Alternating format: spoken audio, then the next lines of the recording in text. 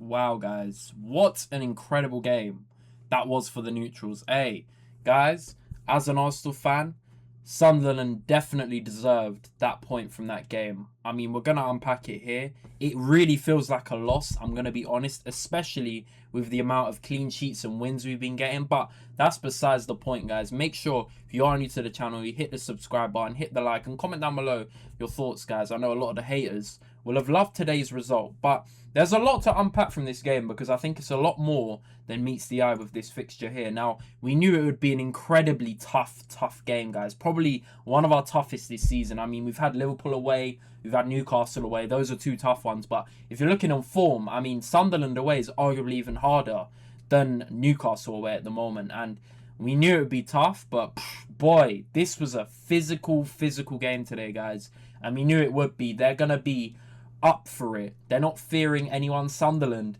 are now third in the table still. It's absolutely crazy the run they've been on, at home especially. Away, not so much, but at home, they're very good, man. They've beaten really good teams, but we knew how this game would pan out.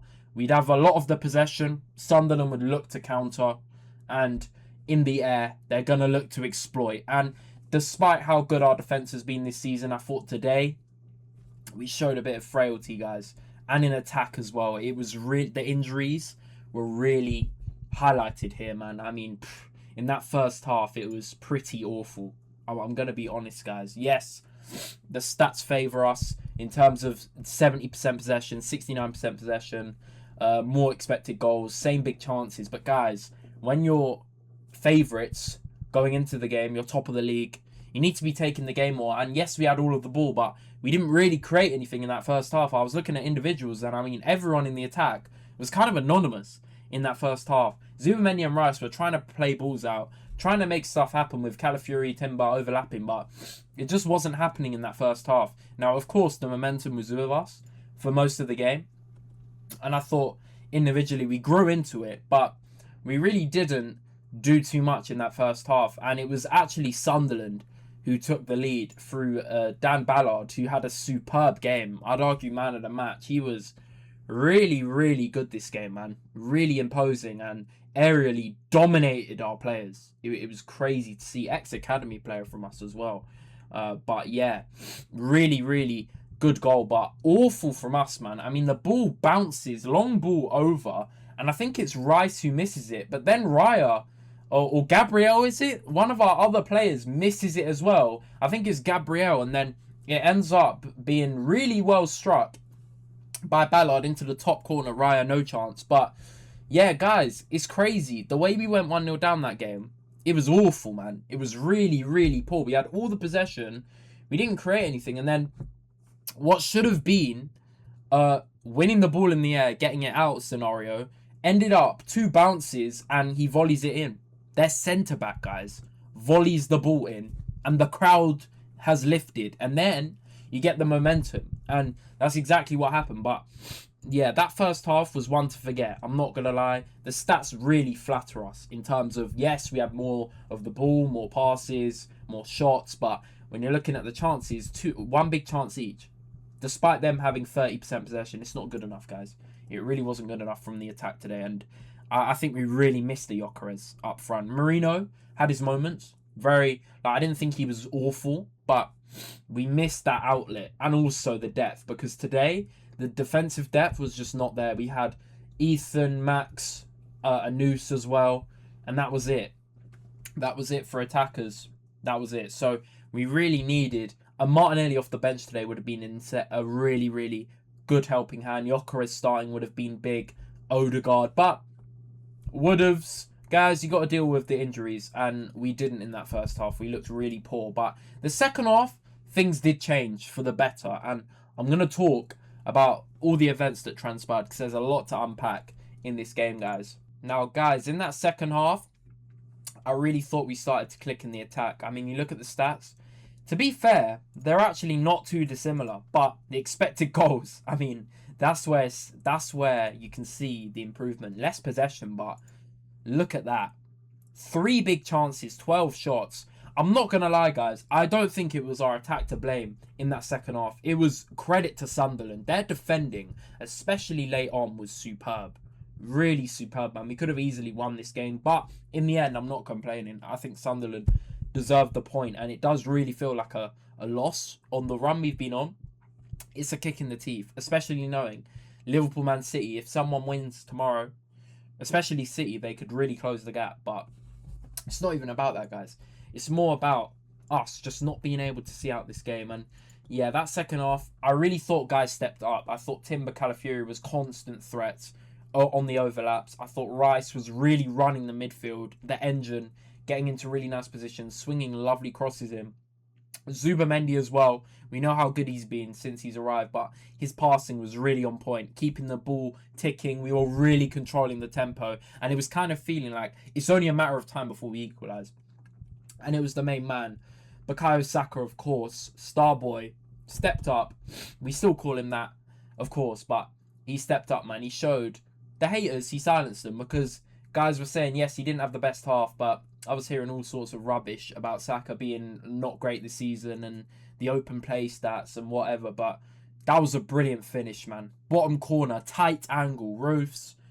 Could have done better maybe, but he squeezed it in. It was a really, really good finish from Saka, and it was a really needed one. And it came from one of their midfielders making a really stupid error. I think it was Lafay. He dwelled on the ball too much, and then Rice closed him down brilliantly. Slipped in Saka. I think it was slipped in by Saka. I can't remember. But Marino laid it off brilliantly to Saka in the end, who just finished it bottom corner. It was a really, really nice, tidy finish to make it 1-1. And then, from then on, I'd say the 54th minute when we scored to about the 76th, maybe 80th minute, we were on top of the game, guys. It really felt like that second goal was coming, and Sunderland held in very well. They were really good defensively, but there were gaps appearing, and I really thought we started to create stuff. And obviously, Trossard got his goal. I'm not going to lie. Yes, Zubamendi got the assist, and I think he played well today, but that was all Trossard. That finish, he gets a lot of criticism, and I'm not really sure why, because this season he's been very good. Really, really good. Yes, he's not the quickest. He's not the best. Sometimes you're like, oh, do things quicker, Trossard, do this. But he's very intelligent, guys. And he's arguably one of our most clinical players. And that finish in the top corner was absolutely brilliant. It was out of nothing as well. I couldn't believe it, man, when that went in off the bar. Roofs rooted, didn't know what to do, but it was literally just out of nothing. I mean, he got the ball from Zubamendi. There were a few players in front of him. He created a little angle, space, and he just banged it in. It was superb, man. Really good finish from Trossard. And from then on, I was like, oh, please, guys, go for the third. Kill off the game. That's the one thing I'd criticise about us this season. And I've seen people saying it. We don't have maybe that killing games off aspect. We win a lot of games, 1-0, 2-0, 2-1, and 2-2 today, of course. But that's not a win. But we should have gone for the third. Now, when Arteta brought on Mosquera, I wasn't too mad about it. I mean, Sunderland were really probing. They brought on 4 changes in 20 minutes. They really wanted to go for this game, and they did, and they got what they deserved. But I know it was late on, but guys, I think we've got to go for the third, especially in this game. Now, yes, Sunderland were probing, and you want to see shop and get the 3 points, but Sunderland away, I don't think it was the time to go to a back 5.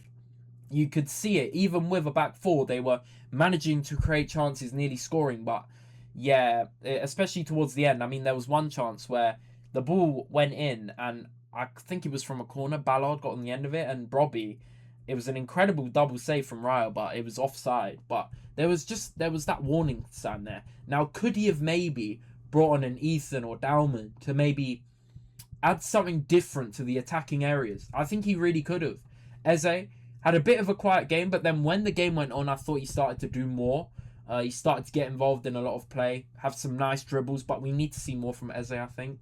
I think he's been a good signing, but we know what he can do. And in some games, you can see the game maybe moving past him a little. But yeah, it wasn't his best game today, but he had moments. But instead of bringing on Mosquera for Eze, could he have brought on an Ethan, a Dowman, just to test the waters? Maybe if one of Timber or Calafiori's getting to bring on a Hincapié, offer something different, overlapping. I don't know, guys, but I just thought when we made that sub, I was like, oof, there's going to be added time. I'm worried, guys. And that's exactly what it did. Because as soon as we bought Mosquera, yes, Mosquera's been brilliant. But what that did was it allowed Sunderland to be on the front foot the whole of the end.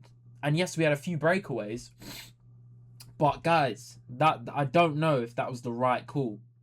I don't know if it was. At the time, I wasn't deep in it too much. But looking at it now, obviously the goal, I'm going to get onto that because, boy, that equaliser was really bad, man. I mean, the way Brobby managed to get himself in between Gabriel and Raya. Gabriel went down very easily, calling for a foul. At first, I thought he kicked him in the face, but he barely did. Like, it was poor from Gabriel there, but I don't understand. Raya had a decent game. I don't think he had a bad game at all. I thought he made some really good saves, but why did he jump out like that? He jumped out into Brobby, and Brobby just poked it in. It was like the easiest goal once he got himself there, but poor defending towards the end. We've seen how good we've been. We've had like 8 games in a row not conceding, and today we concede 2, and it's just like, oof. There's threats. Like, that teams can cause us problems, but it was more our attack I was annoyed with, especially in the first half. But yeah, guys, let me know what you think of this game down below. It does feel like a loss, a kick in the teeth, but obviously Premier League table, we're still 7 points ahead of tomorrow's game, which is Man City Liverpool. I mean, very, very tight. Look at the points. I mean, 19 City, and then down in 13th, Brentford have 13 points. So it's like not much in between sides. So we'll be watching that. I'll do a video on that. I did a video on the Man U game earlier as well. Let me know what you thought of the games today. But guys, let me know what you thought. If I missed anything down below, as you can tell, I'm not pleased at all with this result. But we keep it moving, guys. Make sure you hit the like, subscribe if you're new. It's been JC Knows Ball, and I'm out. Peace out, guys. Take care.